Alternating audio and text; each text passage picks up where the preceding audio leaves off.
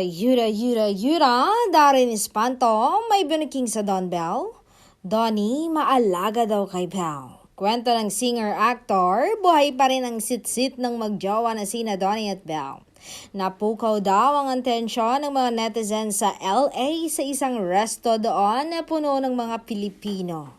Sa ginawang paghihimay ni Donnie ng alimango para kay Bell, halos hindi na daw kumain si Donnie sa paglalagay ng mga hinimay na laman ng alimango sa plato ni Bell. Sana all pinaghihimay ng crab. Dagdag pa ng aktor na puno daw ng hiyawan at kilig ang resto na iyon dahil sa galawang mag-asawa daw nila Donnie at Bell.